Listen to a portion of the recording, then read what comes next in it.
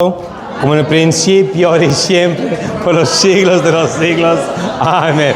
Padre, Hijo y Espíritu Santo. Al fin de la clase, todos van a saber hacerlo bien. Amén. Muy bien, ok. Estamos en página 170.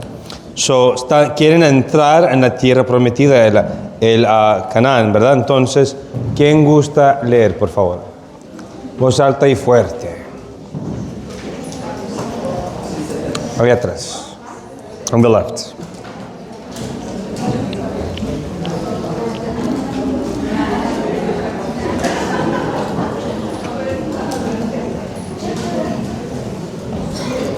Hay que escuchar.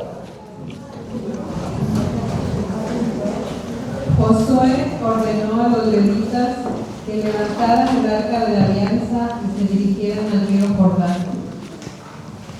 Tan pronto sus pies tocaron el agua, el río se secó. Wow. Una vez más, el pueblo cruzó a pie las aguas. Para los cristianos, el paso del Jordán es una figura del bautismo, en el que nosotros, como nuevo Israel, pasamos por el agua a la tierra prometida. Pausa allí. Jordán, ¿quién más se bautizó allí? Interesante, ¿no? Todo está conectado, hermanos, absolutamente todo. En cuando tocaron, los pies tocaron el agua, el río se secó. ¿A qué se puede comparar esto? ¿Es un tipo de qué? El Mar Rojo. Moisés. Algo similar, otra vez un tipo de bautismo, ¿verdad? Prefiguración del bautismo. Muy bien. Se abre el agua, también es como cuando Jesús se bautiza y se abren los cielos. Exacto.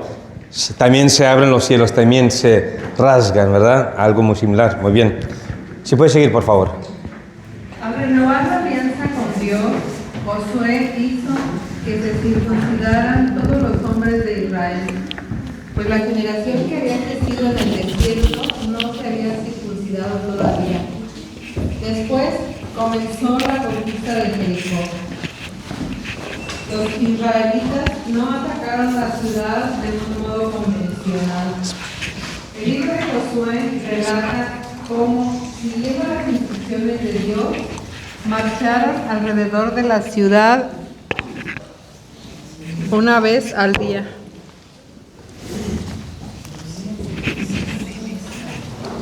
Mientras los sacerdotes hacían sonar las trompetas.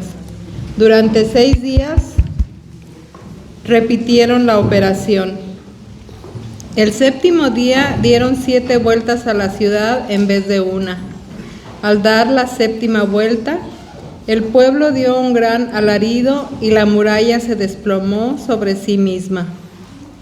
Entonces el pueblo se lanzó al asalto de la ciudad, cada uno hacia lo que tenía delante y la tomaron. Pausa allí. Ok, los números aquí dicen algo también, ¿no? Lo hicieron 6 veces y el último 7 veces. ¿Qué significa 7? Plenitud, sello, completo. Mismo como las 7 alianzas, ¿verdad? Muy bien. Sí, se recuerdan, ¿ya ves? Les dije que me iba a repetir varias veces. Muy bien. Ok, si puedes seguir, por favor. Tal y como habían prometido, salvaron a Rahab y a su familia. Rahab representa una figura muy importante en la historia cristiana, pues contrajo matrimonio con un israelita y San Mateo la incluye entre los antepasados de David y por tanto entre los antepasados de Jesucristo. Wow. Se recuerden, en San Mateo, primero San Mateo tiene la lista de la genealogía de Dios. ¿Ya? En San Lucas, capítulo 3, tiene la misma, algo similar, pero es para la Virgen. So, la lista es un poco distinta, pero tienen algo similar. Muy bien. Hay que voltear página.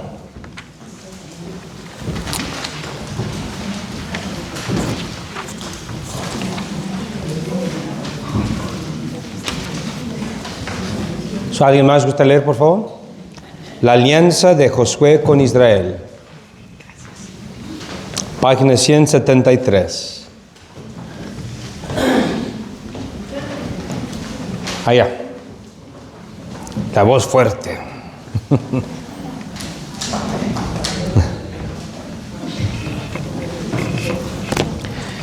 Mientras Josué estuvo al frente del pueblo, los israelitas se mantuvieron fieles a Dios. Conquistaron una tras otra todas las ciudades y todas las tribus cananeas. Al cumplir los 110 años y sabiendo que iba a morir, Josué reunió a todos los jefes de las tribus en Siquem, el mismo lugar en el que Dios había prometido a Abraham que le daría esa tierra, y en el que Josué fue enterrado. Ahí en Siquem todas las tribus juraron servir fielmente a Dios. Josué les dio la posibilidad de retroceder. Les sugirió que servir al Señor podría ser demasiado duro para ellos.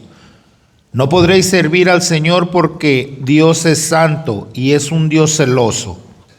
No pasará por encima de vuestros delitos y de vuestros pecados. Si abandonáis al Señor y servís a dioses extranjeros, se volverá, os maltratará y os consumirá, después de haberos favorecido. Pero el pueblo insistió en que servirían al Señor. De ninguna manera. Serviremos al Señor, le aseguraron. Entonces José dijo al pueblo: vosotros sois testigos ante vosotros mismos de que habéis escogido servir al Señor. Y dijeron: somos testigos.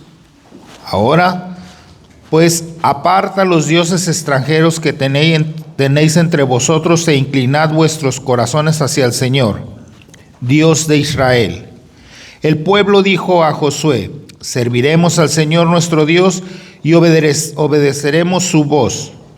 Aquel día en Siquem, Josué hizo una alianza con el pueblo y le impuso leyes y normas. Después de esto, Josué murió. El libro de Josué nos dice que todos los ancianos de las tribus de Israel que habían hecho el juramento con Josué se mantuvieron fieles. Israel sirvió al Dios verdadero mientras éstos vivieron. Sin embargo, cuando murieron, Israel volvió a sus infidelidades. Ya enero llegábamos. Muy bueno para ser cierto, ¿verdad? Ya enero, otra, no. Es como una historia, ¿verdad? Mirando hacia atrás. Uno puede pensar en su propia vida personal, ¿no? Ay, ¿qué estabas pensando? Menso, etcétera, ¿verdad? Hablando de mí mismo, claro. Entonces, claro, naturalmente, hermanos, esa es la historia de la salvación y la historia de nosotros también. Se vuelve a repetir de nuevo, pero Dios es fiel. Dios es fiel, permanece fiel. Y es lo importante, ¿verdad? Podrá haber un tiempo en nuestra vida que somos muy, muy fieles y de repente, caemos. Por eso se llama la guerra espiritual, ¿no? La guerra espiritual, porque no estamos peleando contra personas que se pueden ver, ¿no? Sino espíritus malignos que andan dispersos por el mundo, ¿no? Entonces, por eso rezamos siempre después de cada Santa Misa la oración de San Miguel Arcángel, ¿no? Muy bien, a página 176. Vamos arrancando hoy. Los jueces. ¿Quién me gusta leer? A ver, Angélica. All right.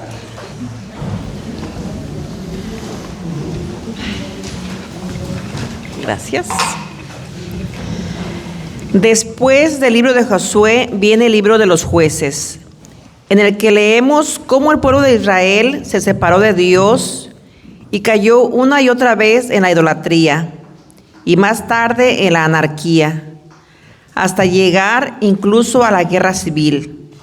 Pero en las horas más oscuras, Dios hizo surgir jueces, soldados, profetas, que rescataron al pueblo de Israel de sus enemigos. Sin embargo, cuando ya estaban a salvo, se olvidaban otra vez de Dios y el ciclo volvía a empezar. ¿Por qué caía Israel tan fácilmente? El libro de los Jueces nos da una respuesta muy simple. No fueron capaces de expulsar a los cananeos. Al pueblo de Israel le resultaba mucho más cómodo asentarse en la tierra que acababan de conquistar e ignorar a los cananeos, que eran muy difíciles de vencer. El primer capítulo del libro de los Jueces nos da una larga lista de tribus y ciudades cananeas a las que los israelitas dejaron en paz. La lista aún lo pueden ver completamente en página 177, ¿verdad? Ahí están todos los jueces. ¿Sigo? Gideón, Tolai, Efté, sí. Yair. Es un tipo de Moisés, era como la prefiguración de los jueces que iban a llegar. Sí, era el juez de la ley, ahora son jueces ahora para el pueblo. Ya. ¿Sigo? Sí, por favor. Los cananeos eran gente a quienes les gustaba vivir en ciudades, construir templos de piedra y habitar cómodas casas de ladrillo. A los israelitas, que eran nómadas, acostumbrados a vivir en tiendas, esas costumbres les debieron parecer muy sofisticadas. Así que, allí donde los israelitas se asentaban cerca de los cananeos, se sentían atraídos por su civilización. Y por supuesto, la religión cananea formaba parte de su civilización. Pronto las ciudades cananeas se llenaron de israelitas admiradores de sus suntuosos templos y de sus impresionantes ceremonias. Pausa. Conveniencia. Algo había pasado. ¿Se recuerdan que tomaron la tierra de los cananeos y algunos se quedaron allí? Es decir, era la minoría. Pero, ¿qué pasó con el tiempo, con la minoría? Con un poco de ellos puede destruir todo lo demás, ¿verdad? Con un poco de influencia negativa, de los 12 amigos que tienes y uno que sea Judas, una manzana podrida se pudren todos, ¿verdad? Exacto, hasta en la naturaleza se ve eso. Una persona soberbia. Pero en sí todos nosotros podemos ser como los cananeos, ¿no? Todos nosotros tenemos un poco de los cananeos, ¿no? Y también de los israelitas. De todo. Nos sentamos atraídos a lo demás. Por ejemplo, la gente que emigra de México o de El Salvador y diferentes partes, ¿verdad? Vienen aquí a Estados Unidos. Tienen sus raíces en la fe fuerte en sus países, pero cuando llegan aquí, adiós todo.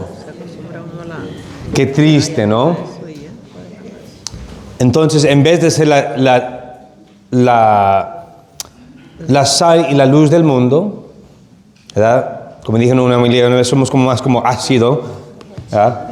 O somos más la tiniebla, nos juntamos con ellos y se pierde todo. Pero si esto puede trabajar en ambos lados, hermanos, porque la luz también puede brillar muy brillante para un mundo que tanto lo necesita, ¿verdad? Entonces hay que no perder la esperanza, ¿verdad? Lo poco que hacen, si lo hacen con mucho amor y dedicado a Dios, y si lo hacen a través de la verdad, va a producir mucho fruto. ¿Verdad? Como creo que dice Santa Madre Teresa, una nueva gota en el océano es un nuevo océano. Es algo diferente ya. con esa gota es algo diferente. Lo mismo nosotros. Lo poco, lo pequeño que podemos hacer con mucho amor, basado en la verdad, entonces así también nosotros podemos cambiar el mundo poco a poco. Y acuérdense cómo lo describieron los cananeos, que eran como una espina, como San Pablo, ¿no? La espina de su lado, enfadoso. A veces Dios lo hace así, lo quiere así por una razón. ¿Por qué creen? Porque, ¿en qué forma, qué le respondió Jesús a San Pablo? ¿Qué le dijo? Mi gracia te basta. Mi gracia es suficiente para ti. Es decir, va a haber siempre dificultades en la vida, ¿verdad? Siempre. Pero la gracia de Dios va a estar presente para ti, para ayudarte. Sí. Eso también se puede decir que es una forma de decir que Depender de Dios. Exacto. porque, bueno, es algo de la lectura del rey David, que el rey David pensó en construirle un templo para Dios, pero Dios le manda a decir a través de su profeta, le dice, no eres tú el que me quieres hacer mi casa. Exacto. Exacto. Yo no necesito nada aún, pero aún por pecar, no tú, sino tu hijo. Exacto. Nosotros somos los que necesitamos de Dios, no Él de nosotros. Si puedes seguir, por favor.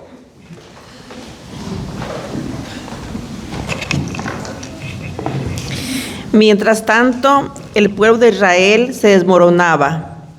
Las tribus comenzaron a actuar como unidades independientes, no como una nación unida. En una ocasión cayeron incluso en una terrible guerra civil, en que la tribu de Benjamín fue casi exterminada. Desunidos y peleando entre sí, las tribus de Israel eran presa fácil para poderes más fuertes, como los recién llegados filisteos, que acababan de desembarcar en la costa y que serían los enemigos más odiados de los israelitas durante mucho tiempo. El nombre de Palestina viene de los filisteos, Filistim, que se asentaron en aquel lugar.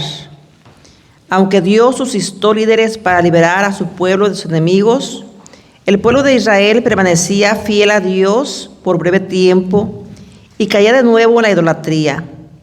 Entonces, como castigo por sus pecados, Dios permitió que cayeran de nuevo en manos de otro conquistador. Otra vez. Otra vez, pues sí, ¿vale?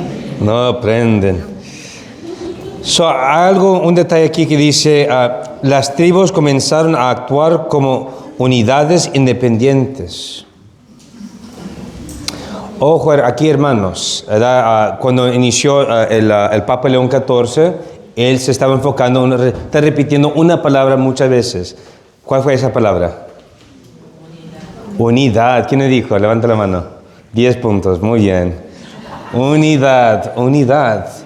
Y lo mismo cuando me instalaron como párroco aquí, que dije, me voy a enfocar en unidad.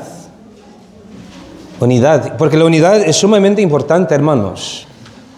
Cuando entré había muchos diferentes grupos de ministerio, ¿verdad? Muchos, ni sabía todos, como cuando era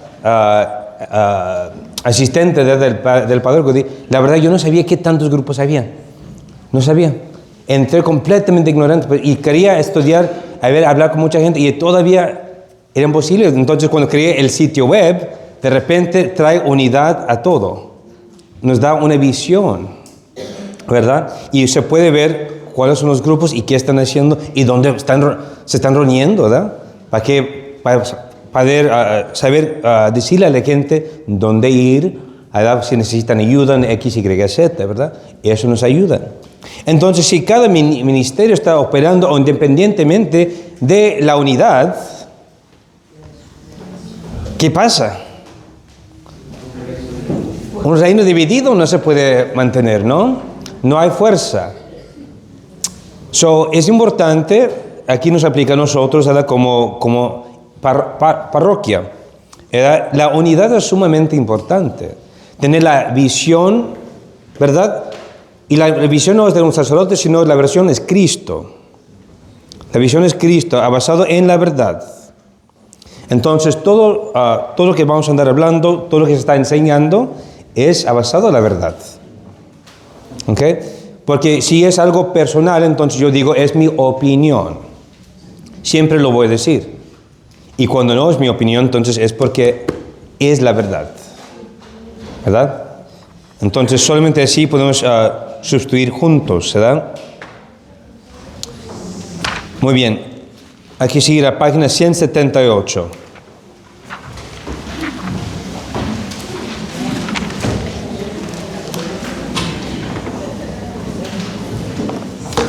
¿Quién gusta leer? Ok, over there.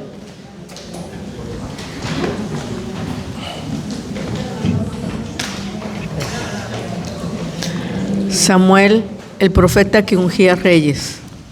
Al final, Israel llegó a un estado de anarquía.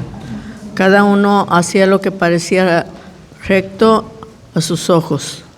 Nos dice Jueces, incluso los sacerdotes levitas del Dios verdadero se habían convertido en mercenarios, enriqueciéndose con los sacrificios de los pobres del pueblo de Israel.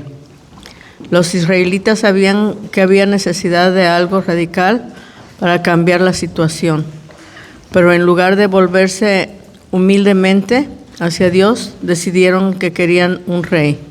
Pensaban que si tenían un rey que los uniese, se resolverían todos sus problemas. Pausa y algo arriba dice, los sacerdotes levitas del Dios verdadero se habían convertido en mercenarios. Es decir, enriqueciéndose con los sacrificios de los pobres del pueblo de Israel, viviendo como reyes. Es lo que está pasando tristemente en Alemania. En Alemania es algo triste, como está pasando toda la Iglesia Católica en Alemania, por ejemplo.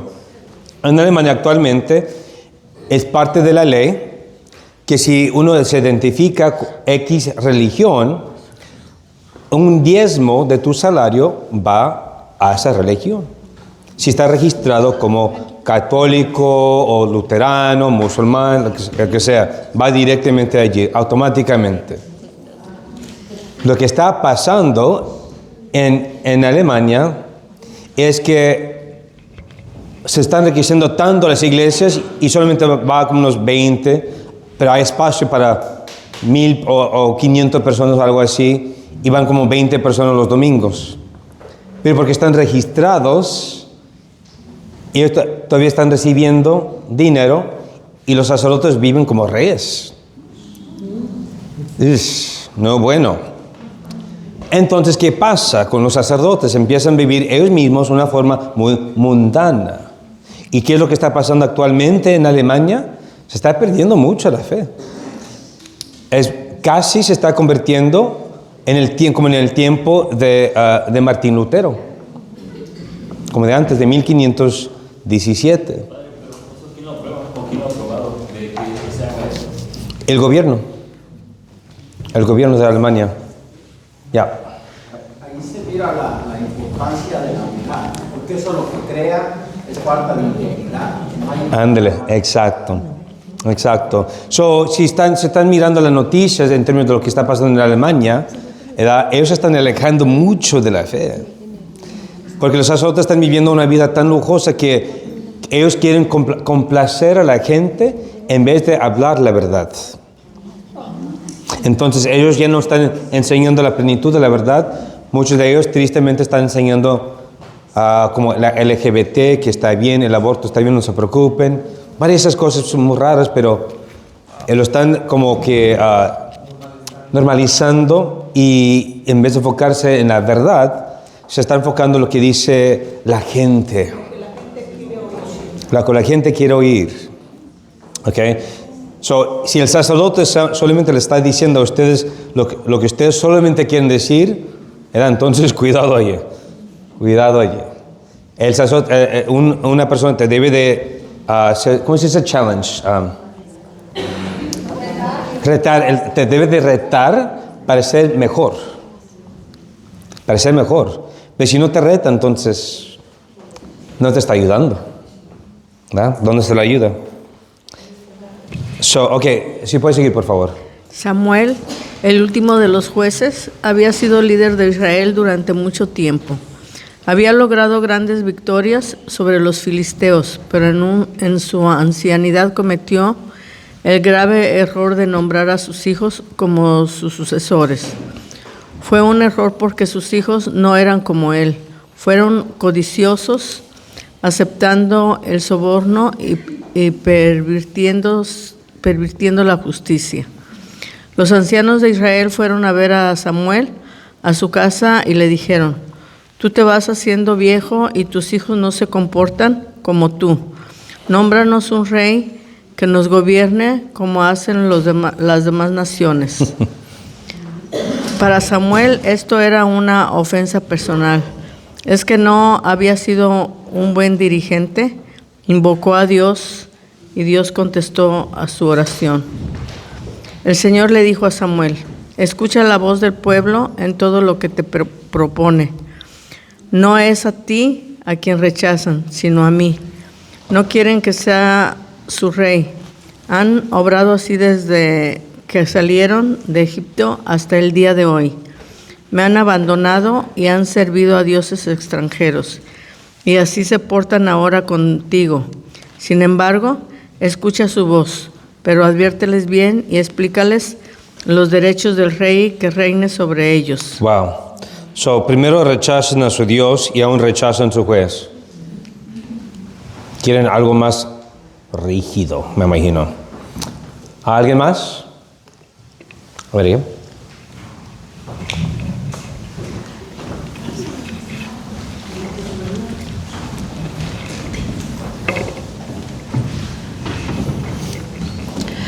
Samuel transmitió estas palabras del Señor al pueblo que solicitaba un rey y les dijo: estos son los derechos del rey que reina. Perdón, el pueblo no está.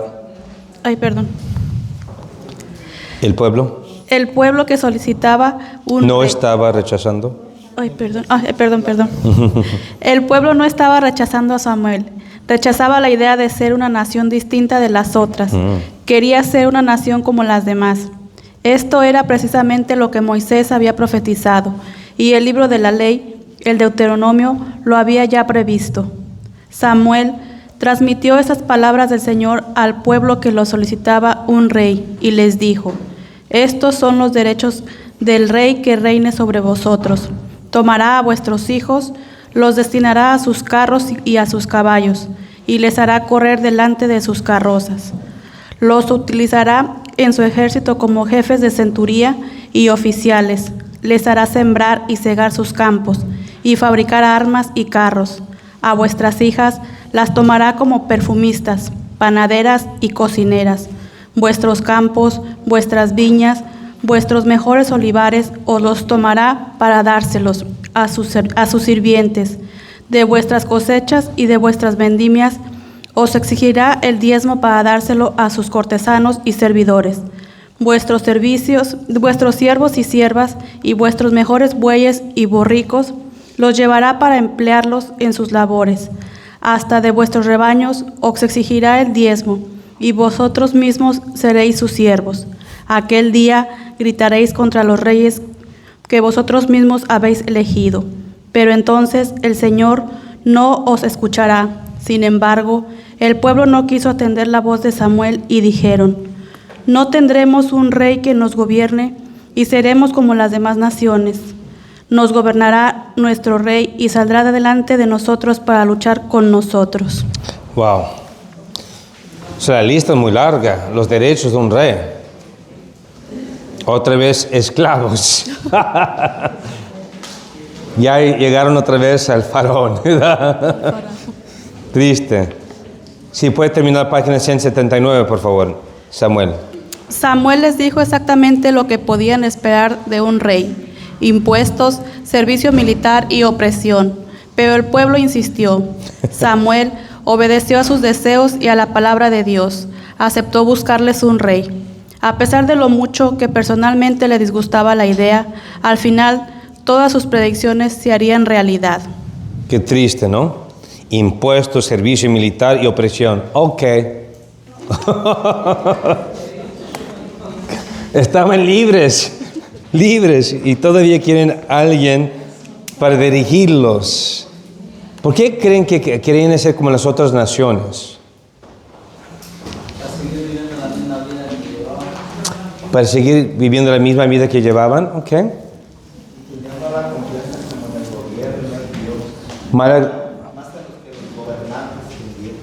Sí, más que nada se estaban escapando de algo. Se estaban escapando de Dios. Dicen, eso no, esto mejor. Eso no, esto mejor. Es básicamente como un católico que solamente viene en Navidad. Y mañana. Miércoles de ceniza, los vamos a ver todos mañana. Y mañana. A Pascua. Bodas, quinceañeras, funerales si es que vienen. No, quinceañeras ni vienen ya. No, honestamente, no más de 20 personas en las quinceañeras y en la fiesta sin y feria. Sí, fácil. Y luego triste con su vestido gigantísimo, que ni se puede sentar bien. Cada quien. Pero el punto es, hermanos, qué triste, ¿no? Lo que uno está rechazando es Dios. Entonces, lo mismo con el católico también. O el católico. Esto sí, esto no. Ay, no, eso no me gusta. Esto sí me encanta, mira, eso no. Como si la iglesia de Dios fuera algo que ustedes pueden elegir como de un menú. No, esto sí me gusta. Mira. Qué triste que es así.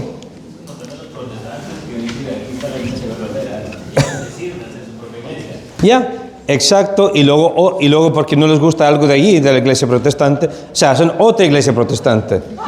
Con razón hay más de 40,000 sectas protestantes. Más de 40,000. Solo porque no quieren, porque quieren que Dios se complazca, que sean hechos a su imagen y semejanza, en vez de nosotros a la de Él. Cuidado ahí, sí. La imagen y semejanza de Él, y Jesús es el que hace como rey lo que está diciendo los padres. Exacto. Yo vine a servir, ¿no? Ande, hace lo opuesto. Muy buena conexión. Muy bien.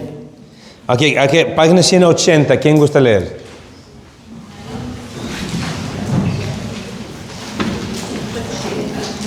Alguien de acá enfrente, ahí atrás, está bien, está bien. Ahora los de atrás están muy despiertos, muy bien. Tomaron su cafecito, ¿verdad?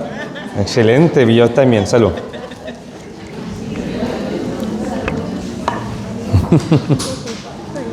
Ok, Saúl el ungido, adelante. Dios condujo a Samuel ante un hombre llamado Saúl, de la pequeña tribu de Benjamín.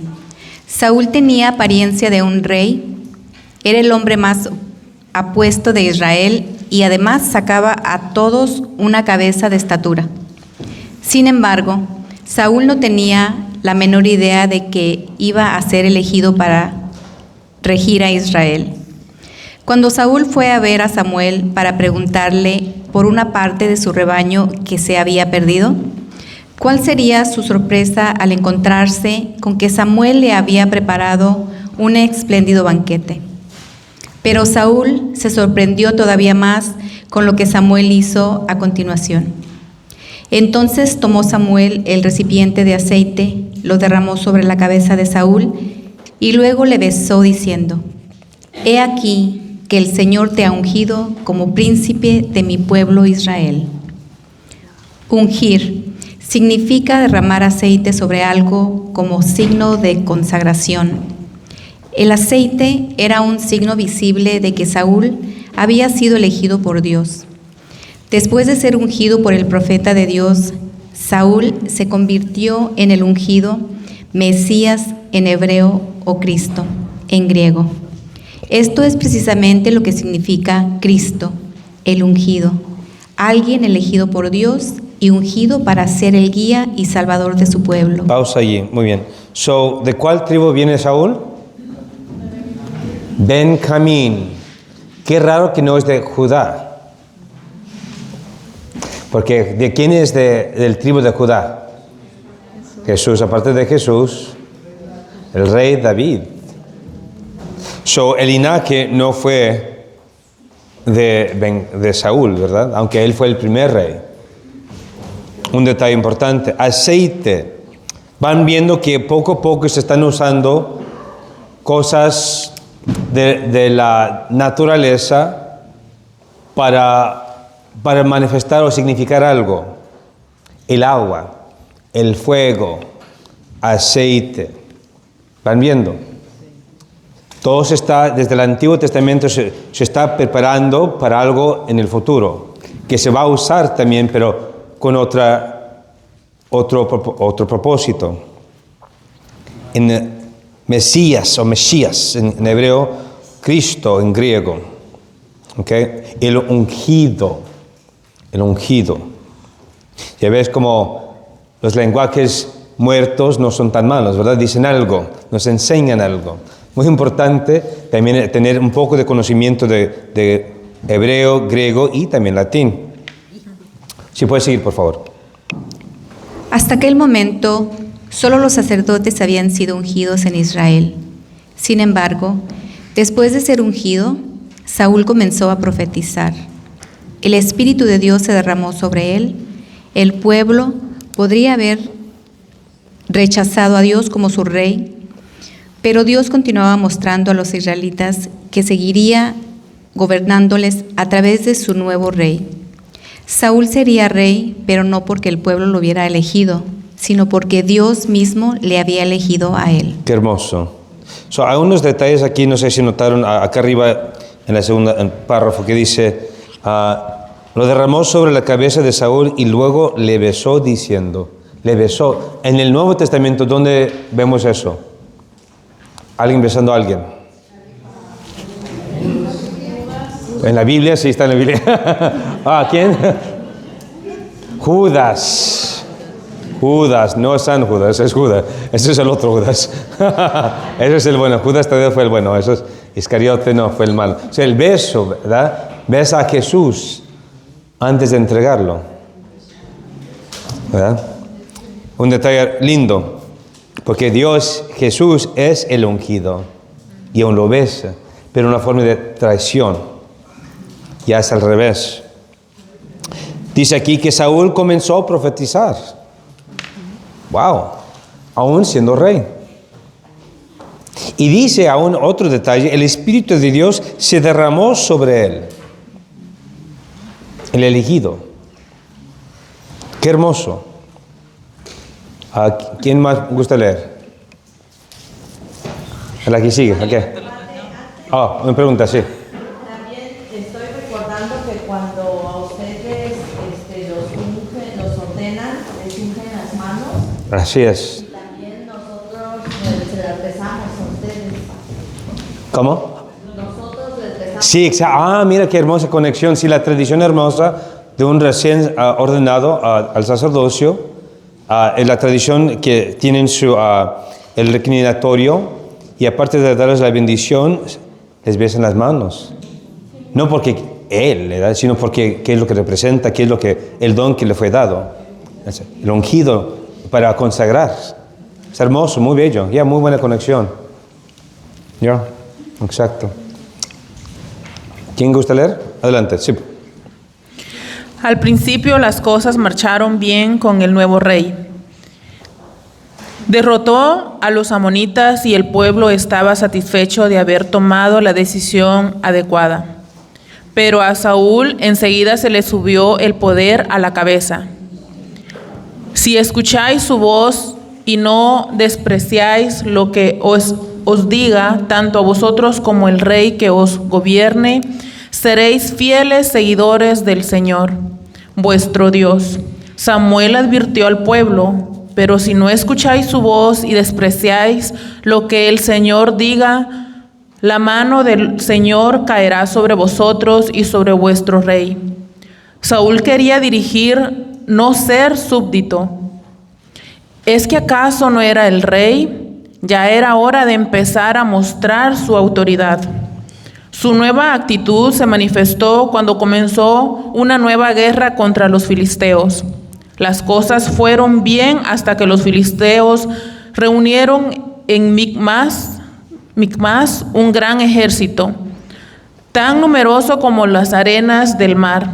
Nos dice el autor sagrado: el pueblo de Israel no sabía qué hacer. La mayoría parecía estar segura de que los filisteos iban a vencer.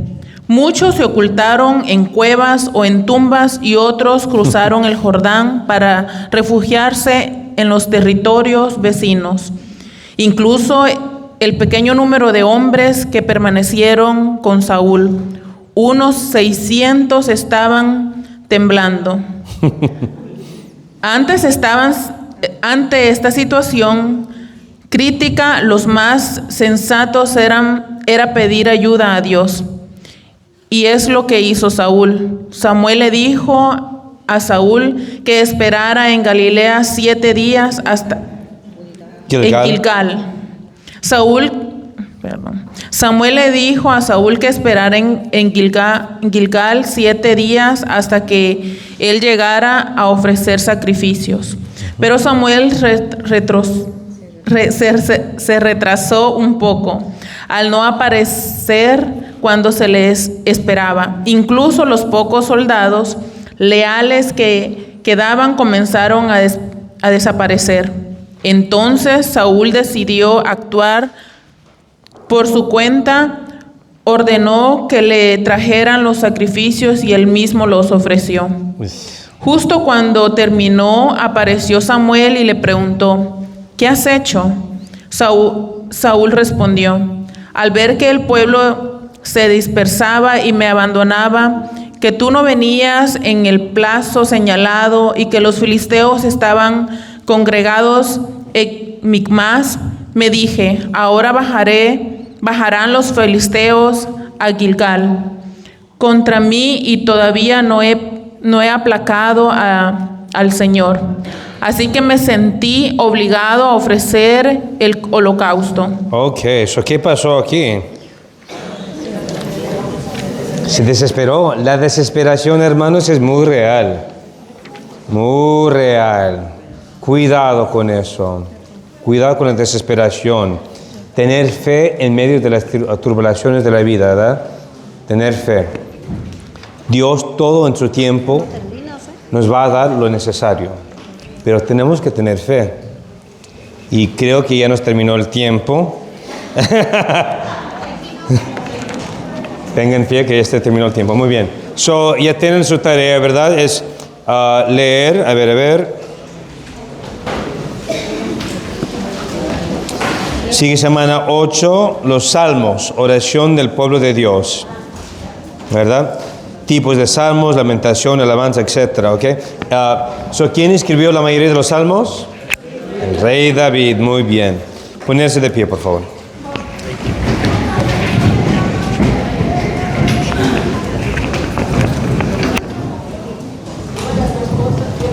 ¿Qué es la pregunta? ¿Vacaciones? No escucho. ¿Qué dice? No, vacaciones no. Ya cuando ya se termina la clase. Pero en el tiempo de Cuaresma no. En el tiempo de la Semana Santa posiblemente. Posiblemente en la Semana Santa, ¿ok? Para que pues se pueda enfocar en la oración. Muy bien. El Señor esté con ustedes. La bendición de Dios Todopoderoso, Padre, Hijo y Espíritu Santo. Amén. Pueden ir en paz. Gracias a ustedes.